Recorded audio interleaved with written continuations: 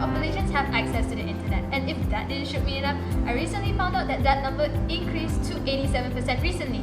So like, wow, Malaysia, that's cool. Anyway, that's why I think that it's really important for us as students to always play a positive well-being when we are online, just as we are in real life. Cyber wellness, health and ethics. How can students contribute to cyber wellness in their community? Well, firstly, we have to understand what cyber wellness is. Cyber wellness refers to the positive well-being of an internet user. That means throwing away all your negativity and keeping all your negative opinions to yourself and not spreading hate online, and basically being a responsible digital citizen. What is the real issue nowadays? I feel like most students are unaware about cyber wellness, and even if they are aware, they obviously don't practice it in their everyday life. How do I know this? It's because the people who are criticizing celebrities, their peers, or in fact anyone online consists of 15-year-olds and under, or 16-year-olds. I'm not that sure myself.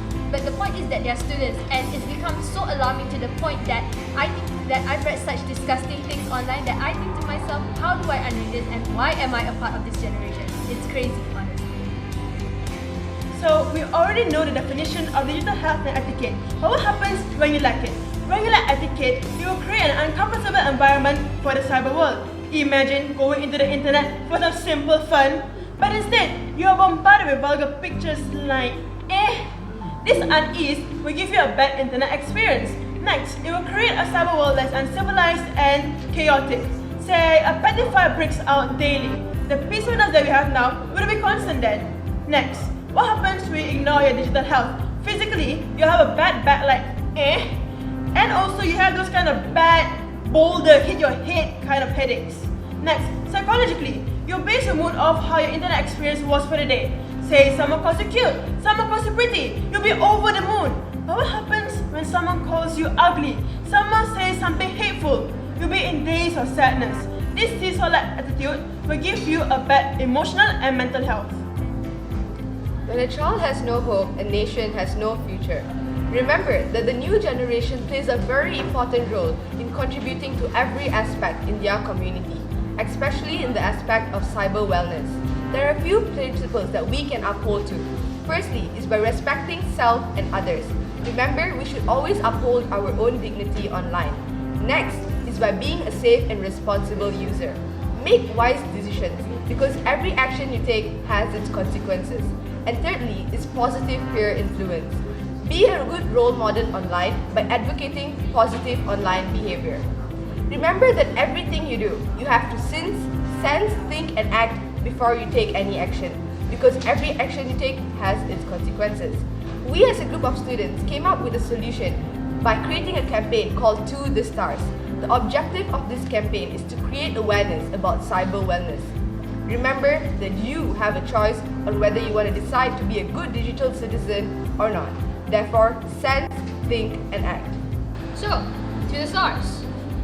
Each letter stands for something else. Sense, think, act, and response. I'll tell you how it works in story. Let's say one day you're just going to social media just like anyone else, and you sense someone being a little off.